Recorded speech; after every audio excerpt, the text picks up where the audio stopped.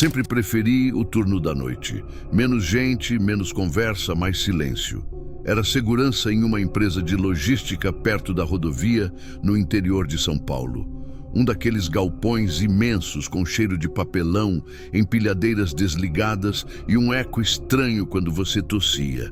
Tinha só eu e um vigia da portaria, que ficava do lado de fora. Lá dentro era só eu, os corredores escuros e os sensores de presença que acendiam com atraso. Na primeira semana não percebi nada de estranho, mas na segunda começou o que eu chamei de padrão. Toda madrugada, entre 3 e 4, uma das luzes do corredor central acendia sozinha. Sempre a mesma. O sensor era novo e os técnicos juravam que estava perfeito. Mas era sempre ela. A luz piscava, acendia e apagava. Parecia um tique. Na câmera nunca aparecia nada. Só aquele clarão isolado em meio ao resto escuro. Comecei a reparar melhor. Ia até lá sempre que acendia. Às vezes, andava bem devagar, com o rádio desligado, para tentar surpreender o que quer que fosse. Mas nunca havia nada. Nenhum som, nenhum vulto, nada. Cheguei a pensar que era minha mente tentando criar movimento onde não tinha. Só que uma noite, enquanto eu subia a escada para ver as câmeras da sala de monitoramento, vi algo. Foi rápido, mas vi. Uma sombra se arrastando pela parede, na direção oposta à da luz acesa. Ela não tinha forma definida. Parecia um borrão, como fumaça grossa que escorrega pelo concreto. Mas aquilo se mexia. E quando me viu, parou. Eu travei no degrau. A sombra parecia respirar. Inchava e encolhia como se estivesse viva. E depois, sumiu. Do nada. Como se tivesse sido sugada para dentro da parede. Não falei nada para ninguém. Não tinha prova. Só que depois daquela noite, a coisa começou a me acompanhar. Toda vez que eu passava perto daquele corredor, eu sentia. O ar ficava mais denso, meu corpo gelava e o silêncio virava uma pressão nos ouvidos. Comecei a andar mais rápido, evitar aquele lado do galpão. Mas a sombra parecia saber. Porque quanto mais eu fugia dela, mais ela aparecia em outros lugares. Uma noite, já perto das 4, fui tomar café no refeitório. Lugar pequeno, geladeira velha, 2 mesas e uma janela que dava para o pátio dos caminhões. Enquanto preparava o café, senti que não estava sozinho. Sabe quando o corpo percebe antes da mente? Virei devagar e lá estava, parada no vidro, a sombra. Do lado de fora, mas dessa vez tinha olhos, 2 pontos brancos, fundos, fixos em mim. Não piscavam, só olhavam. O reflexo da lâmpada dentro da cozinha fazia a coisa parecer mais sólida, como se estivesse tentando atravessar o vidro. Corri, bati a caneca na pia, tremi tanto que derrubei açúcar por todo lado. Quando voltei a olhar, não tinha mais nada. O pátio estava vazio, os caminhões todos desligados, mas meu coração parecia estar tentando escapar do meu peito, e meu corpo inteiro sabia. Aquilo não era alucinação. Voltei para a cabine e fiquei olhando as câmeras. Nada, em nenhuma delas, nem no pátio, nem nas entradas, nem no corredor da luz. Mas eu juro que senti ela de novo, atrás da porta, pressionando o ar. Tão perto que parecia que respirava junto comigo. Eu não conseguia engolir, não conseguia pensar. Só fiquei ali, esperando, torcendo para chegar logo 6 da manhã, como se a claridade expulsasse o que quer que fosse aquilo. Na noite seguinte não fui trabalhar. Disse que estava doente. Na outra fui, mas levei comigo uma faca de cozinha escondida dentro da mochila. Eu sabia que não adiantava, mas era como carregar um tótem de proteção. A sombra voltou naquela mesma hora, naquele mesmo ponto. Mas diferente das outras vezes, ela não ficou parada. Ela avançou. Começou devagar, deslizando pelo chão do corredor. Não fazia barulho, mas eu ouvia como se algo pesado arranhasse o concreto. Entrei em pânico. Corri para a sala de controle, tranquei a porta, desliguei as luzes. O rádio apitou. Eu não tinha tocado nele. Ele estava na mesa, mas o som era claro. 3 batidas, curtas, pausas, depois mais 3.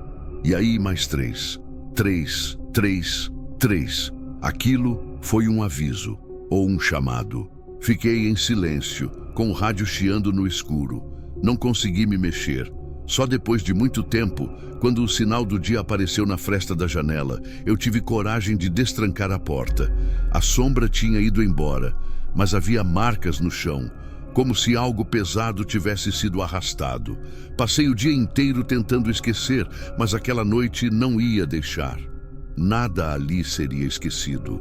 Comecei a ver a coisa em outros lugares, no reflexo do micro-ondas, no espelho do banheiro da portaria.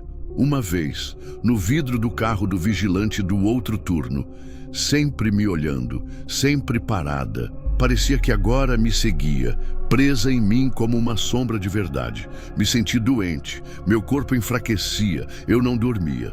E quando dormia, sonhava com aquele corredor. Sempre ele. Contei para um colega que já tinha sido da segurança. Ele ouviu calado e depois só disse: "Você viu ela também, né?" Meu sangue gelou. Ele contou que, anos atrás, um outro vigia tinha desaparecido ali. Foi na madrugada. As câmeras falharam bem na hora em que ele sumiu. Nunca encontraram o corpo, só a lanterna no chão e o rádio com as mesmas 3 batidas. 3, 3, 3. Achei que ia desmaiar quando ouvi aquilo. Perguntei por que ninguém falava disso. Ele respondeu: "Porque se a gente fala, ela volta. E cada vez mais forte." Desde então, comecei a pensar em pedir demissão, mas eu precisava do dinheiro. Então continuei, mas me preparei. Levei sal grosso, Bíblia, fita vermelha. Fiquei parecendo um monte de superstições ambulantes, mas no fundo, sabia que não adiantava. Na última noite cheguei e senti que algo já estava errado.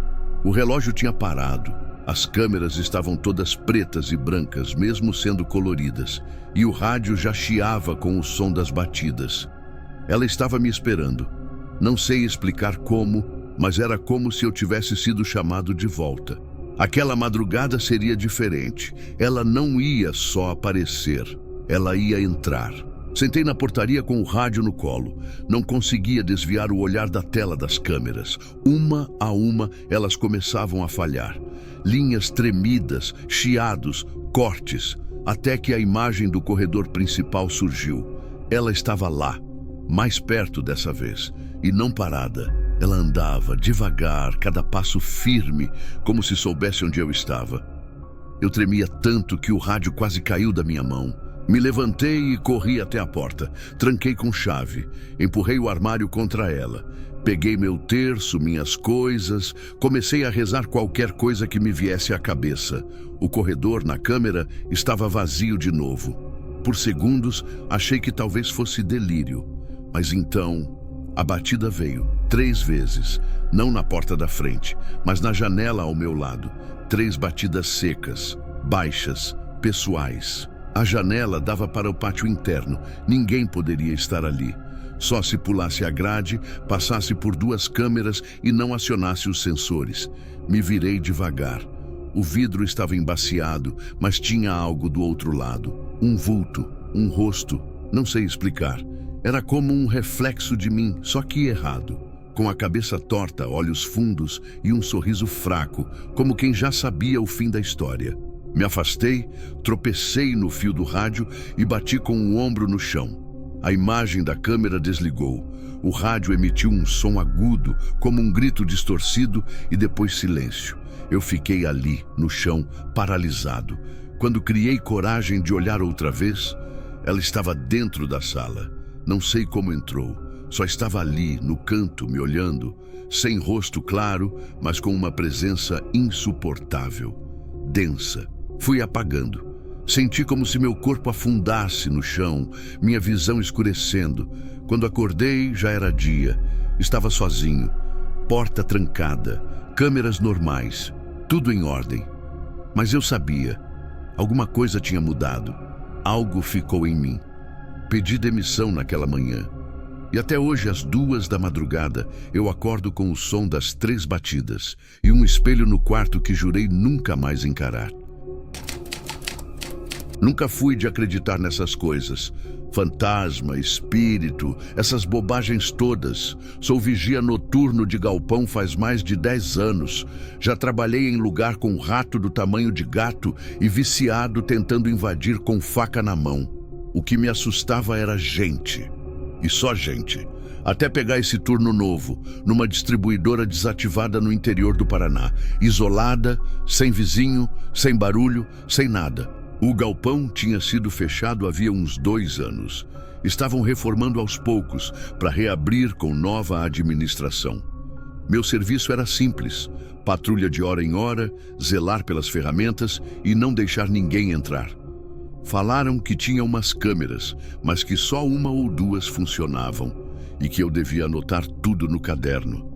Isso me soou antigo, mas aceitei.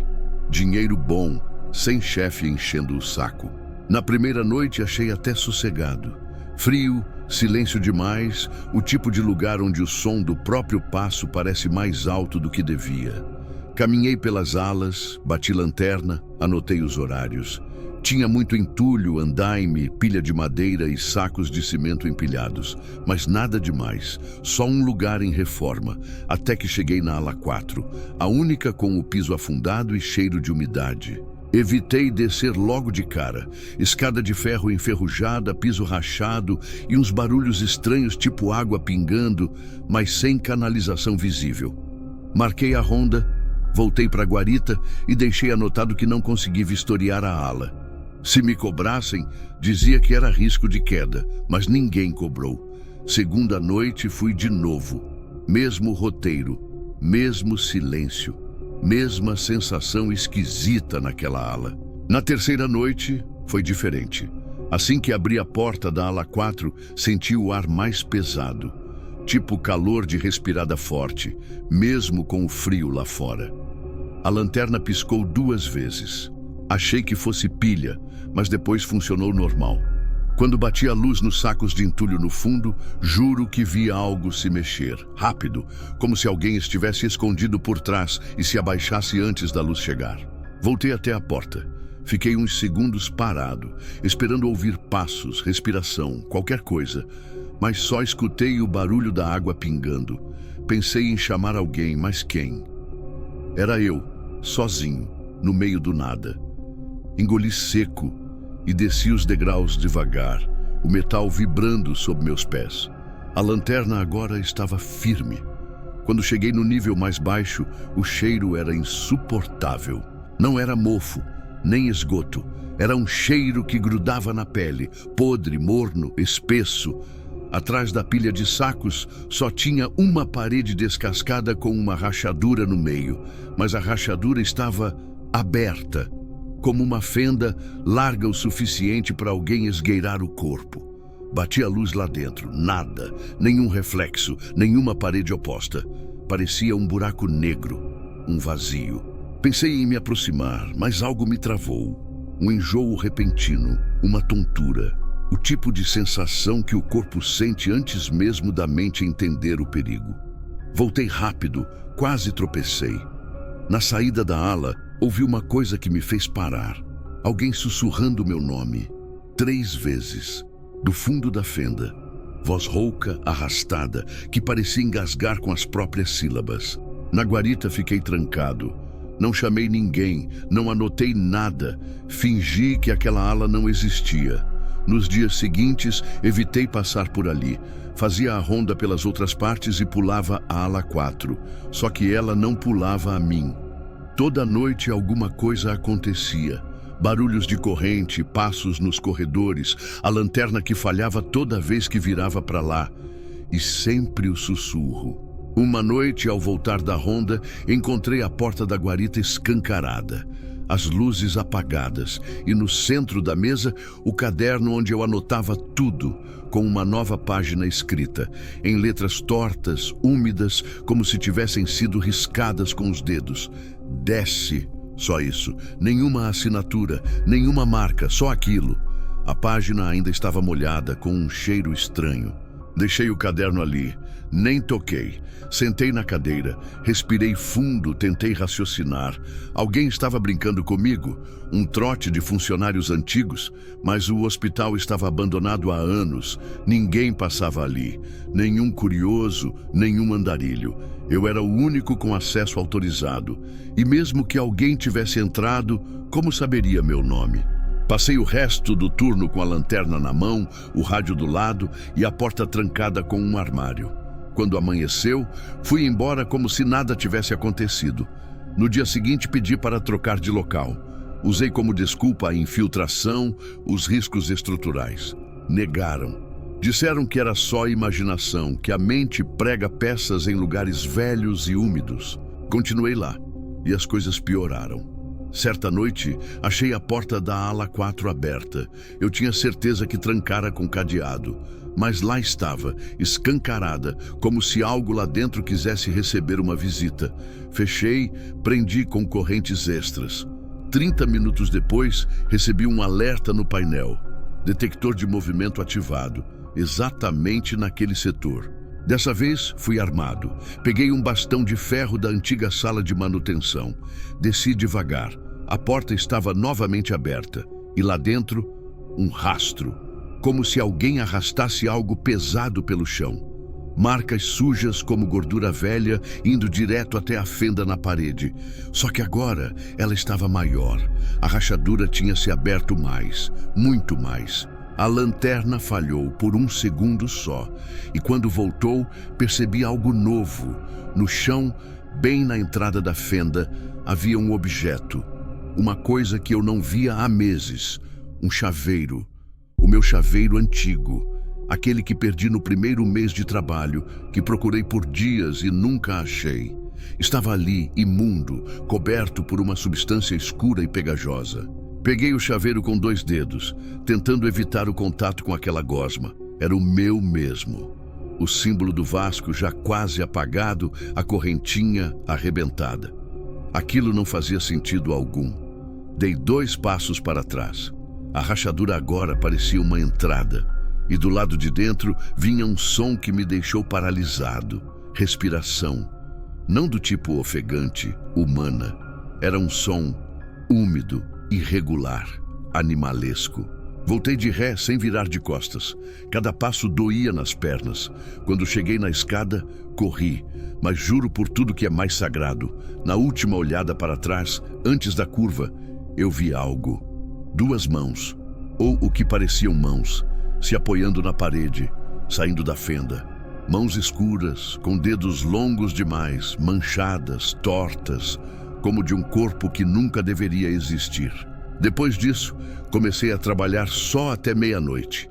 Inventava problemas de saúde, dizia que passava mal de madrugada, mas me obrigaram a fazer pelo menos um turno completo por semana. E foi num desses que a coisa saiu do controle. Era quinta-feira, madrugada arrastada. Tudo normal até que o painel piscou. Ala 4, presença detectada. Corri para o sistema de câmeras. Tela preta. Nenhuma imagem. Fui na marra, tremendo. A porta estava aberta, claro. E a fenda agora parecia uma boca escancarada. Na parede do lado, com algo que parecia sangue seco, estava escrito: Entra. As letras tremidas, deformadas, mas claras. Entrei. Cada passo soava como um erro. A temperatura caía. O cheiro era podre, como carne deixada dias no sol. A fenda levava a um corredor estreito, apertado, cheio de goteiras. No fim do corredor, um espelho. Só que era impossível ter um espelho ali. Não havia luz, nem motivo para aquele reflexo existir. Mas ele mostrava eu mesmo. Só que não era eu.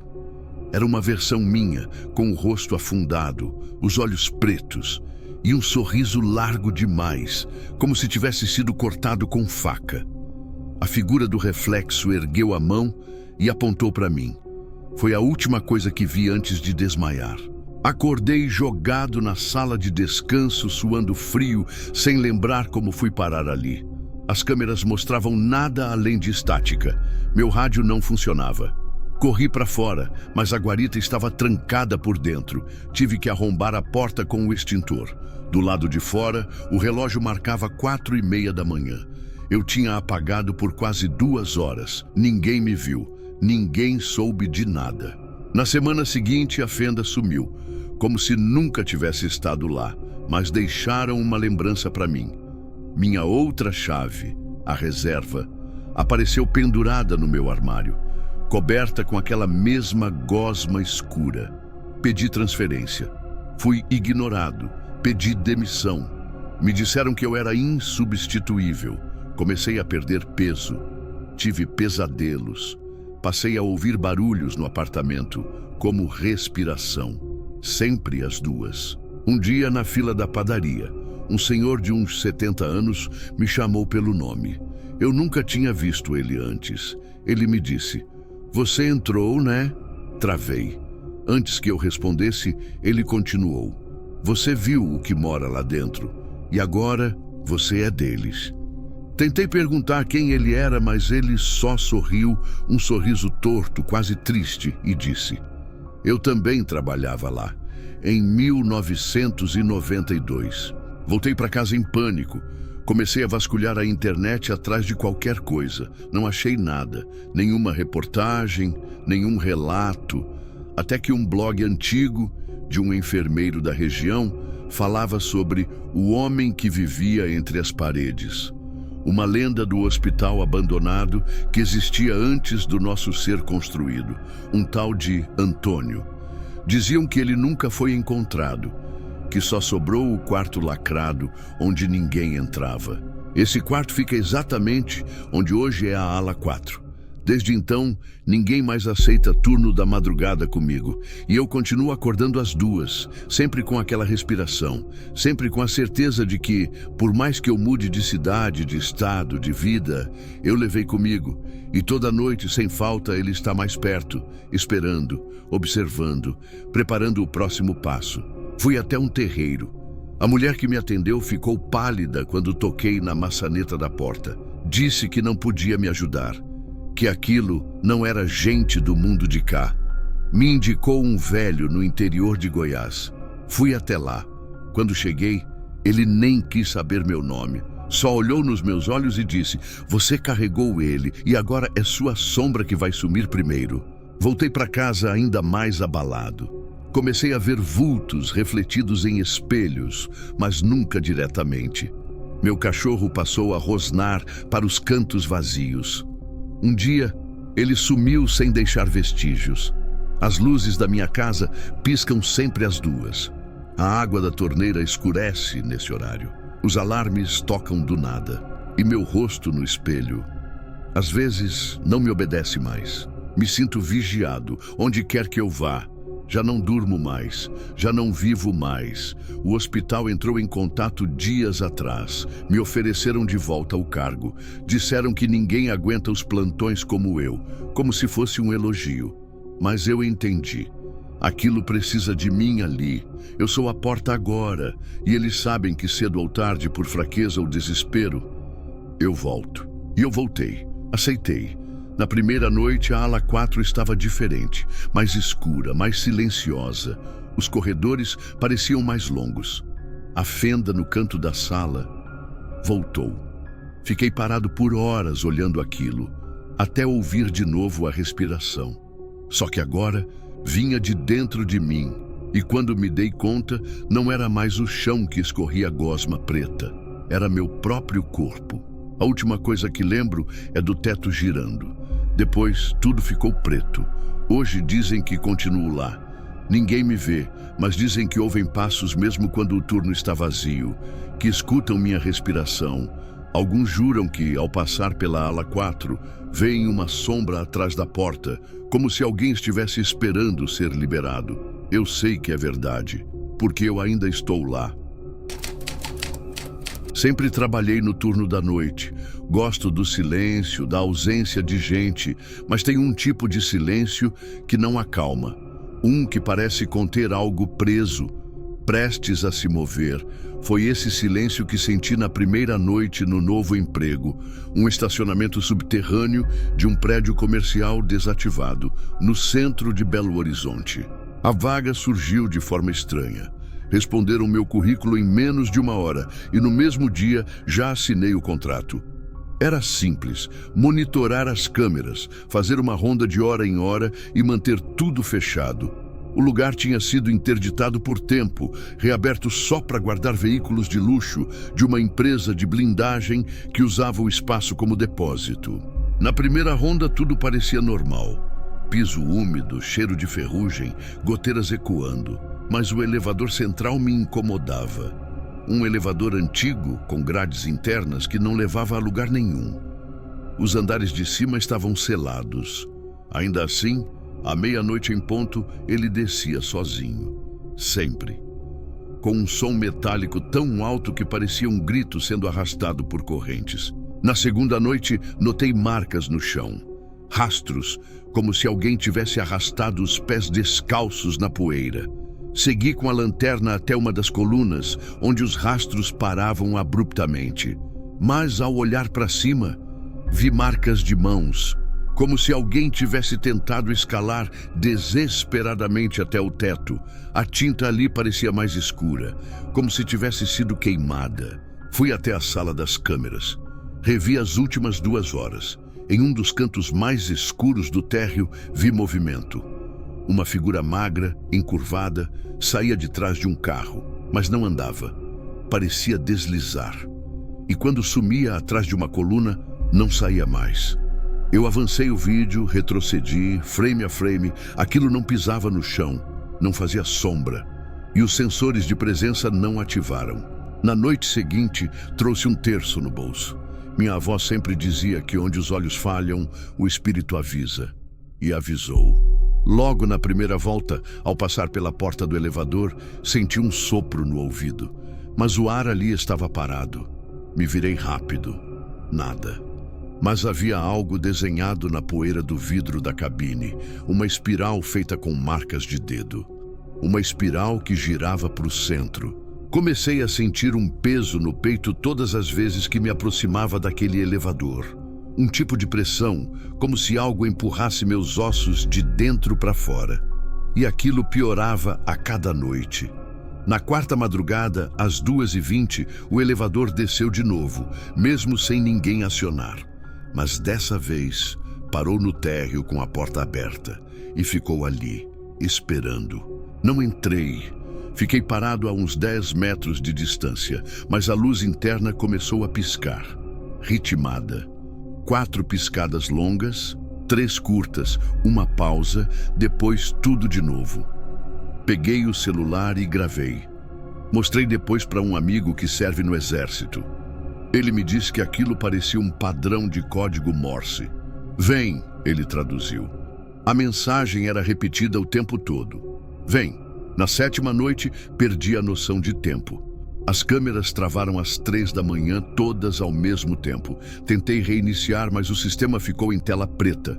Foi quando ouvi uma movimentação metálica lá embaixo, no setor 3, o mais isolado, cheio de carros cobertos. Desci com a lanterna, já com a respiração curta. Os passos ecoavam estranhos, como se não fossem só os meus. No fim do setor 3, achei um dos carros com a lona removida. Era um carro preto, sem placas, todo coberto por arranhões como garras, em zigue-zague. No para-brisa, alguém tinha escrito algo com o dedo sujo de graxa. Está de olho. A porta do carona estava entreaberta. Me aproximei devagar, tentando escutar. Havia um som baixo ali dentro, grave, contínuo, como um zumbido ou uma respiração. Liguei a lanterna, mirei dentro do carro. Não tinha ninguém. Só o banco manchado e um saco preto de lixo no assoalho. Peguei com 2 mãos. Pesado. Muito pesado. Abri.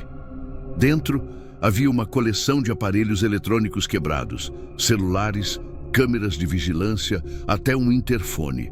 Todos destruídos com violência. Mas no meio deles, uma foto dobrada.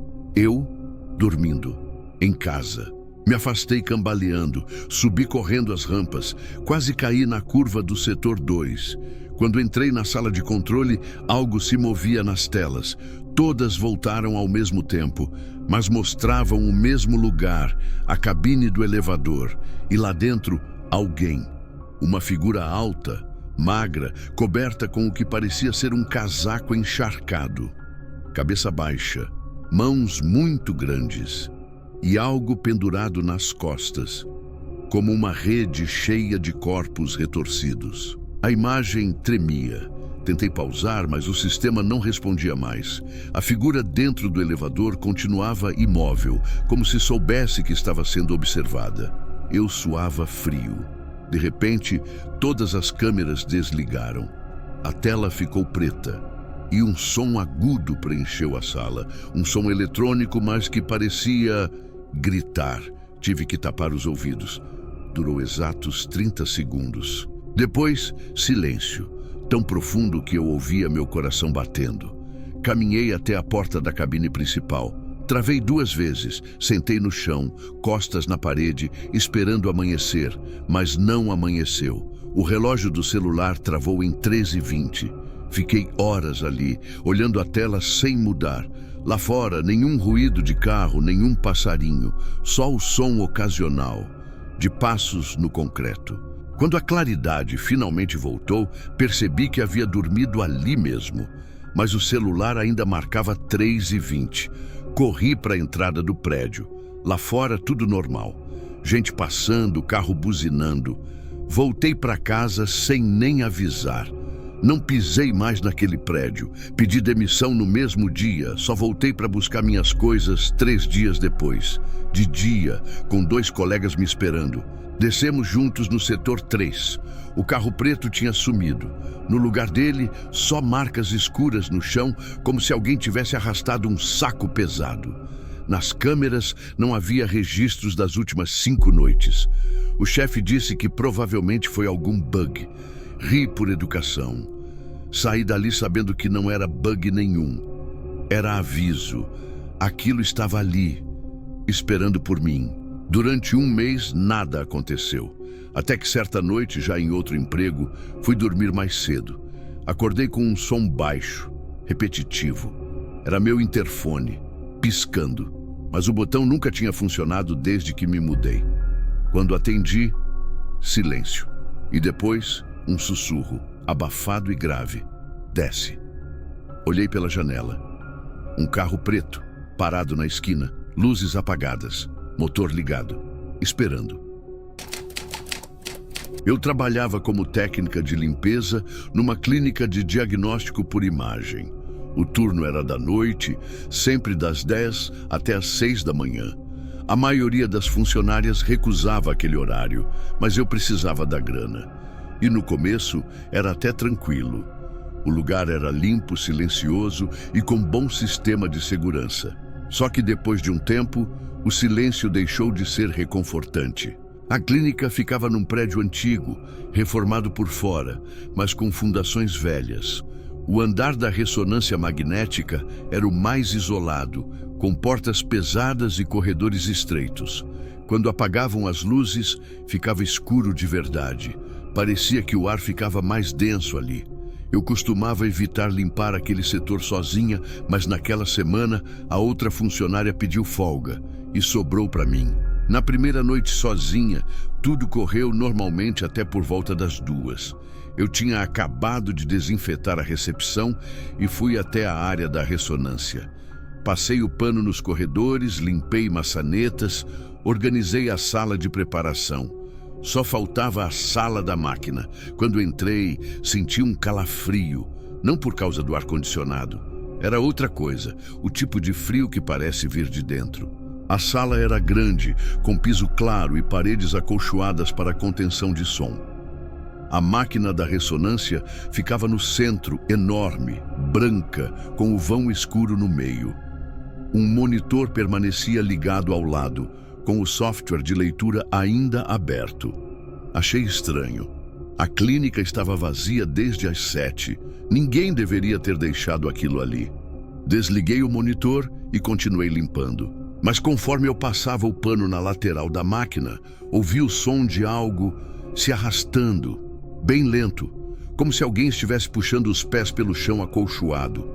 Parei imediatamente, esperei. Nada. Saí da sala, olhei o corredor. Vazio. Voltei para terminar e dessa vez vi claramente. O monitor estava ligado de novo e mostrava uma imagem. Era um crânio, mas havia algo errado com ele. Tremida, como se o crânio estivesse se movendo enquanto era escaneado. Havia manchas escuras demais, buracos em lugares estranhos. A mandíbula estava deslocada, como se tivesse sido forçada. E no canto inferior da tela, um nome. Não o nome de paciente, era o meu nome completo. Mesmo formato, mesma digitação de fichas que eu fazia no sistema todo dia. Meu corpo travou, senti um gosto amargo na boca, como se tivesse engolido ferro. Desliguei o monitor de novo, dessa vez pela tomada.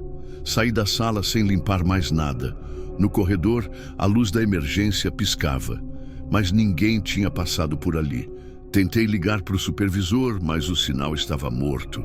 O celular não respondia, só aparecia serviço indisponível. Voltei para a recepção. A recepção da clínica era toda de vidro. Do balcão dava para ver o estacionamento, e foi lá que eu vi um homem parado, totalmente imóvel, de terno preto.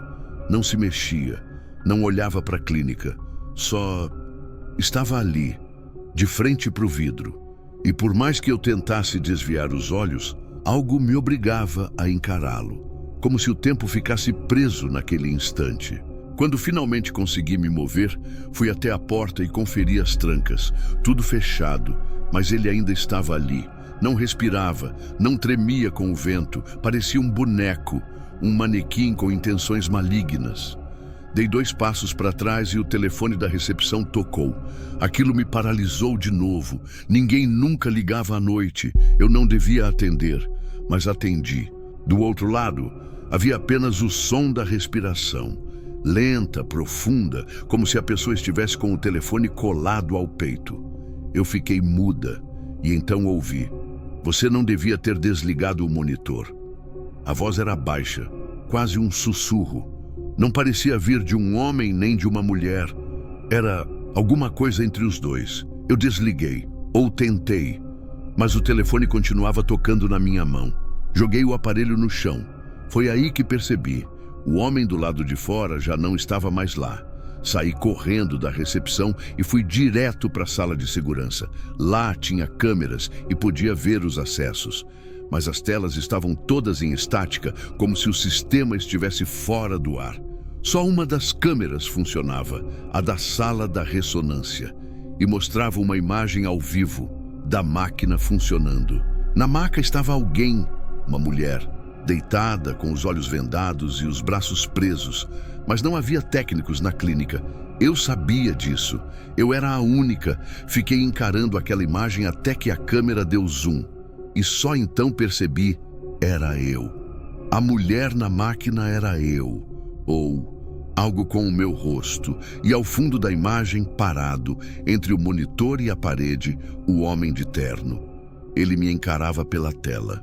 Eu não lembro de ter corrido, não lembro da porta batendo. Só sei que quando percebi, já estava no elevador, tremendo, suando frio. Desci para o térreo, atravessei o estacionamento vazio e fui embora. No dia seguinte, voltei para buscar meus pertences com a gerente. Ela me olhou como se eu fosse louca. Disse que ninguém viu nada, que não havia nada gravado nas câmeras daquela noite. Mas o pior não foi isso. O pior foi quando ela me entregou meu crachá e presa atrás dele, com um clipe, havia uma radiografia. Mostrava um crânio, o meu, com a mandíbula deslocada e manchas negras nas cavidades oculares. Exatamente a imagem do monitor. A gerente disse que alguém deixou aquilo no envelope. Só isso. Pedi demissão na mesma hora. Nunca mais voltei naquele lugar. Só que até hoje, quando passo por clínicas ou hospitais à noite, algo me paralisa. como se alguém, em algum lugar, ainda estivesse me observando. E às vezes, no reflexo das vitrines, vejo uma figura parada atrás de mim, de terno, sem mover um músculo, só olhando, esperando eu desligar a próxima tela. Eu já tinha ouvido muito papo estranho sobre o tal hospital desativado na saída de Uberlândia. Era um lugar antigo, abandonado fazia mais de 10 anos, onde funcionava um sanatório nos tempos antigos. Quando me ofereceram o serviço de vigia noturno ali, pensei 2 vezes. Mas o salário era bom, eu estava desempregada e com aluguel atrasado. Aceitei. A entrada era por um portão velho de ferro que rangia com o vento. Lá dentro, tudo era poeira, mofo e silêncio. Colocaram uma cadeirinha para mim perto da antiga recepção, com um rádio que nem sempre funcionava e uma lanterna que piscava mais do que iluminava. Disseram que era só para evitar que vândalos ou andarilhos invadissem o prédio. Mas eu sabia que ninguém com juízo entrava lá. Na primeira noite, tudo correu tranquilo. Mas na segunda, comecei a ouvir coisas, passos, arrastar de correntes, portas batendo lá em cima. Achei que podia ser vento, rato, sei lá. Até que, lá pela 1 da manhã, eu ouvi alguém tossindo. Claramente, um som seco de alguém com problema no pulmão. Peguei a lanterna e fui até o corredor que levava às antigas alas. Nada. No fim do corredor, tinha uma maca virada de lado, meio enferrujada. Eu estava quase voltando quando vi, pela fresta da porta de uma das salas, uma luz acesa. Só que a energia do lugar tinha sido cortada fazia anos. A luz era amarelada, como de lamparina. E tinha sombra. A sombra de alguém sentado numa cadeira. Fiquei imóvel. A sombra se mexeu e apontou para mim. Saí correndo, tropecei em um balde velho e me cortei na perna. Fui para a recepção e tranquei tudo. Passei o resto da noite com o rádio no máximo, só para ouvir minha própria respiração. Quando amanheceu, fui ver se a sala ainda estava iluminada. Claro que não estava. Escura como breu. Entrei. Lá dentro só tinha uma cadeira de madeira e uma parede riscada com palavras que não conseguia entender. Na terceira noite, a coisa piorou. Eu estava quase cochilando quando ouvi barulho de soro pingando, mas o som vinha do teto. Olhei para cima. Havia uma mancha úmida crescendo entre as placas quebradas. Começou a pingar água vermelha. Um pingo caiu no meu braço, era quente, cheirava ferro, meu estômago embrulhou. Quando olhei de novo, a mancha tinha sumido. Tentei ligar para minha chefe, mas o celular não tinha sinal. Levantei para dar uma volta e clarear a mente. Quando passei perto da sala dos antigos arquivos, ouvi vozes, 2, uma de homem, uma de mulher.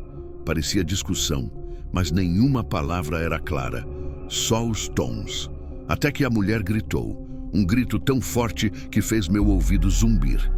E então, silêncio. Absoluto. Poderia jurar que vi uma mão no chão quando abri a porta da sala. Mas quando a luz da lanterna bateu, só tinha um monte de papel rasgado e um armário de metal aberto. No espelho quebrado da parede, meu reflexo parecia atrasado. Eu me mexia e ele vinha depois. Fiquei ali me encarando por longos segundos e juro por tudo, o reflexo sorriu. Depois daquela noite, comecei a questionar minha sanidade, mas precisava do dinheiro. Voltei. Antes de sair de casa, coloquei 1/3 no pescoço e levei comigo uma vela abençoada pela minha avó. Achei que podia ajudar. Entrei no hospital com o coração disparado. Já na entrada, senti o cheiro. Podre, um cheiro que parecia sair das paredes. Na recepção, os papéis que eu tinha deixado na mesa estavam espalhados. Um deles estava dobrado, como se alguém tivesse feito isso de propósito. Abri. Era o mapa do hospital, com um X marcado na ala psiquiátrica. Uma caneta preta fez aquilo. Mas eu não tinha caneta ali, nem mapa impresso. Aquilo não era meu. Comecei a suar frio. Tentei ignorar, mas cada minuto parecia mais pesado. Por volta das 2 da manhã, ouvi de novo o som de soro pingando. Só que dessa vez não vinha do teto, vinha do fim do corredor, de uma das salas fechadas com corrente. Quando fui ver, a porta estava aberta. O ar lá dentro era gelado como gelo de freezer. Havia uma cadeira de rodas virada para a parede e alguém sentado nela. Me aproximei devagar, mas quando a luz da lanterna encostou no rosto, era eu.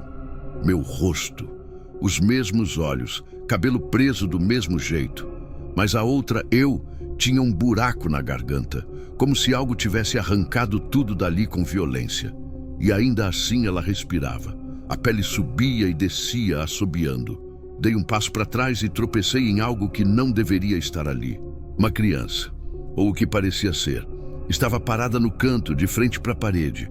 Corpo seco, magro demais, cabelos ralos grudados na testa suja. Ela virou só a cabeça para mim. Os olhos não tinham branco, só pupilas gigantes, negras. A boca se abriu devagar. De dentro saiu um som que não parecia voz. Era um lamento, como se algo estivesse preso nela. Corri dali sem olhar para trás. Tranquei tudo de novo. Me encolhi atrás da mesa e fiquei rezando. O rádio começou a chiar, mesmo desligado. Do chiado emergiu uma voz, feminina, baixa. Repetia a mesma frase: "Sai antes que ele volte." Era nítida. E veio acompanhada de uma batida seca, ritmada, como se alguém estivesse batendo a cabeça contra a parede. Na manhã seguinte, pedi demissão. Disseram que ninguém aguentava mais do que 3 noites ali. O vigia anterior surtou. Morava num rancho perto de Araguari. Foi encontrado pelado no meio do mato, com o corpo coberto por símbolos desenhados com o próprio sangue. Até hoje não fala, só balança a cabeça e repete: "O espelho mentiu." Hoje, toda vez que olho no espelho, fico esperando ele piscar antes de mim, ou sorrir sozinho, ou apontar para alguma coisa que só ele consegue ver. E eu juro, tem dias que eu sinto um reflexo que respira fora de ritmo, como se estivesse esperando a hora certa de sair.